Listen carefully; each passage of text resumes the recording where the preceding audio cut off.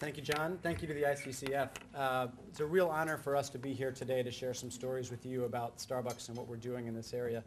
I would add to ICCF's mission is that, and I think where we find a lot of parallel ground here, is that Starbucks looks at conservation and sustainability as core to our business. It's not just core to the security and the poverty alleviation issues that we see, but we've also incorporated these issues into our business strategy in a way that you'll see are inextricably linked to our more traditional business metrics around customer loyalty, profitability, and the long-term sustainability of our business. If I could ask you to move to the next slide, I want to give a quick overview of a couple of facts here. Many of you know us as a retailer, but we also operate four large roasting operations here in the United States, locations here on the slide, and one in Amsterdam. At these roasting facilities, all of our coffee, the green coffee we purchase in our coffee growing communities that Scott will talk more about, is brought in, roasted, packaged, and distributed in many different forms around the globe. We also are a large employer. We've been listed on the best places to work for many years and are employing over 100,000, 140,000 partners globally. We call employees at the company partners. It's a long-term part of the culture of this company where we celebrated the success and shared the success of our business with our employees. Next slide, please. Most relevant to what we're talking about today with the ICCF, we wanted to share a little bit of insight into the responsible business platform for Starbucks. We call these set of commitments our shared planet commitments, and they fall in these three categories around ethical sourcing, environmental impact, and community involvement. The ethical sourcing commitments are very clear. By 2015, we want 100% of our coffee to be ethically sourced. And what we mean by that is either third-party certified or verified. And Scott's going to talk a little bit about the details about how we're buying that coffee and how we're reaching that goal. Similarly, around the environmental impact goals, that's largely focused on the environmental impact of our 17,000 stores around the world.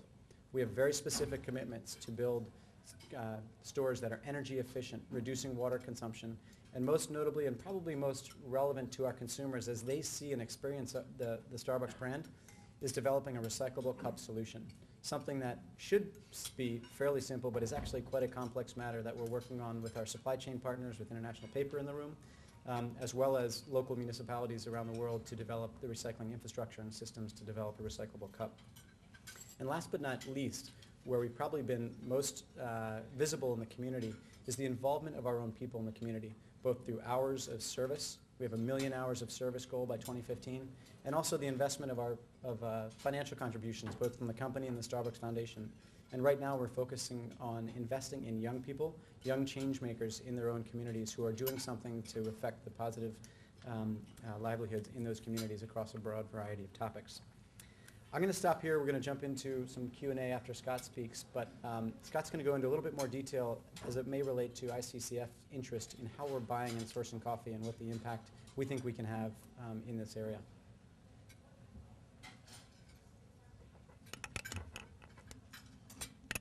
A little taller than Ben. I know. Yeah.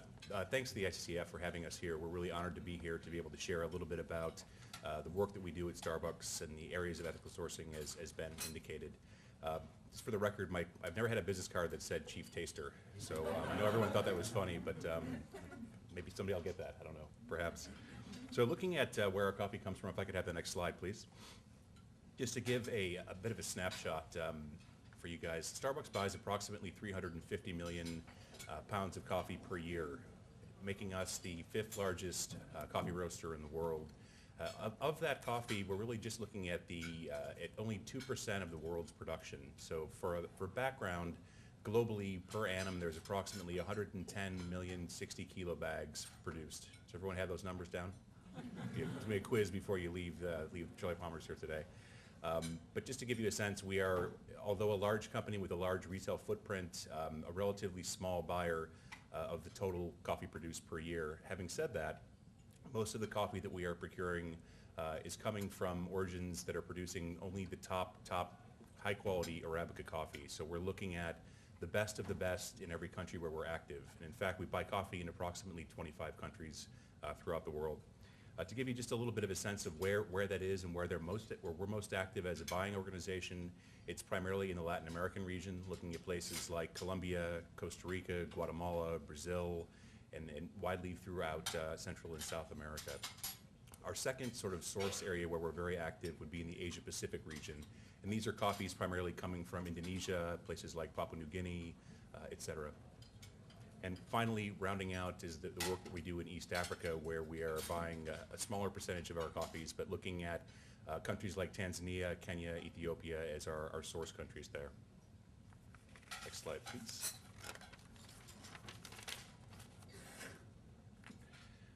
So as Ben indicated, our goal really is to have 100% ethically sourced coffee by the year 2015. So what does that mean specifically? Some of the activities that we're extraordinarily proud of is we have, thank you, we have been the largest buyer of fair trade certified coffee globally for the last number of years, and share many common goals with the fair trade movement. Additionally, we're also incredibly proud to have celebrated over 12 years now with Conservation International, doing some pretty groundbreaking activities, including our cafe practices buying guidelines, which I'll get into just in 1 second a little bit deeper.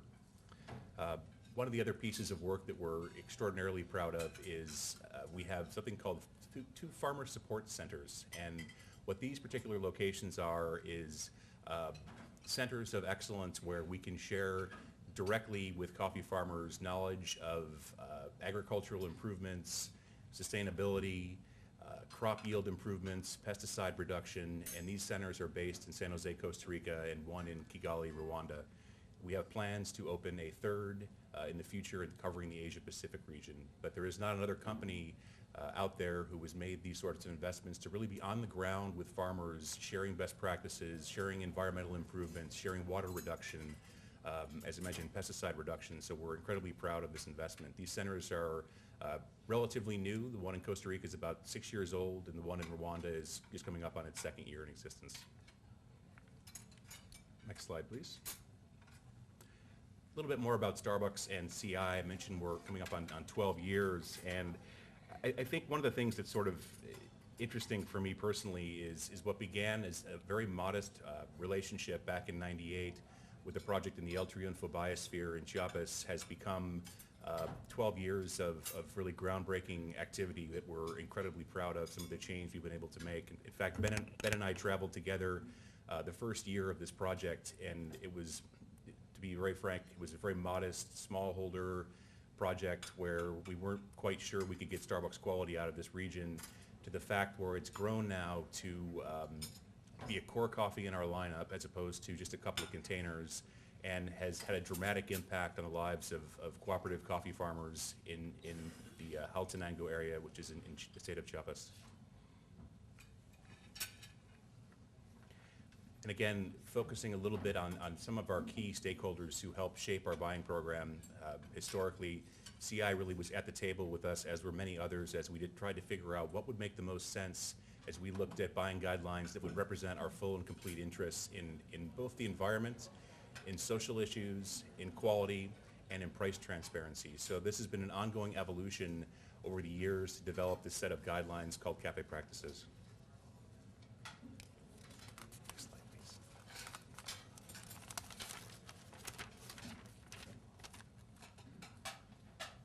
So delivering results for farmers.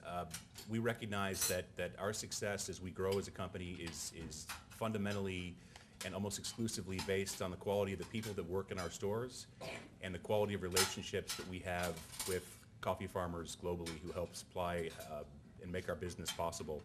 So to that end, I mentioned the Farmer Support Center network, and I just wanted to share a little bit of the results we've had so far. We've seen a 20% increase in farmer yields per hectare.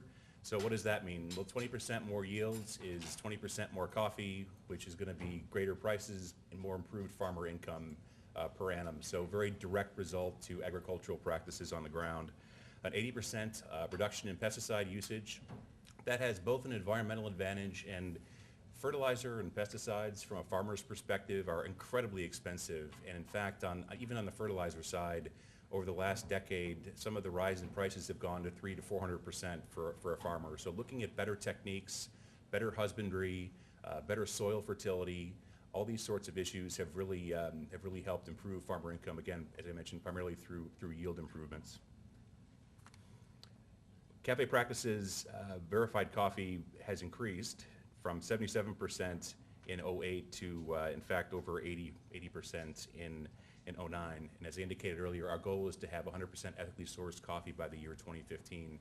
It's a bold goal and one that our supply chain and our coffee team is completely committed to. So we're, in that sense, really proud of this work thus far. So I will turn it back over to Ben. Great. Thanks, Scott. So these are just a couple of the stories, I think, that define Starbucks' commitment to ethical sourcing, environmental impact, and community involvement. If you're curious to learn more, we do an annual report. We've made it very user-friendly. We've learned after 10 years of producing a CSR report, like many companies, very few of them actually got read. But we've actually boiled it down, and we've got a very succinct, very user-friendly report on our website if you look in the responsibility section. We look at the transparency about our performance, and you'll see some of which we're not giving ourselves high marks. We've got work to do in certain areas, and we think we're hitting the ball out of the park in others. So I encourage you to take a look at it if you're interested in other stories. And I want to close with, we've put ourselves out there with these shared planet goals.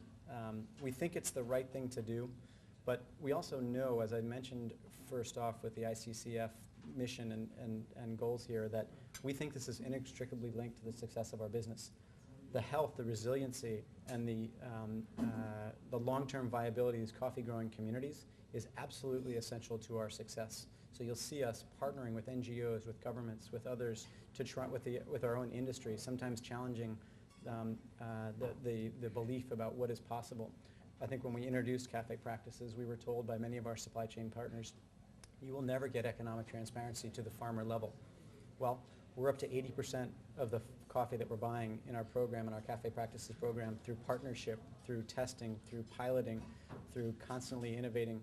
We now know the price paid to the farmers for 80% of the coffee that we're buying, something that our own industry even told us was out of the question. So I think you see a spirit of partnership, you see a spirit of third-party endorsement and sometimes validation or certification, as the case may be. But this is not only core to our business, but one of the other things about the Starbucks experience is it's core to our customers and it's core to our employees' expectations of our business.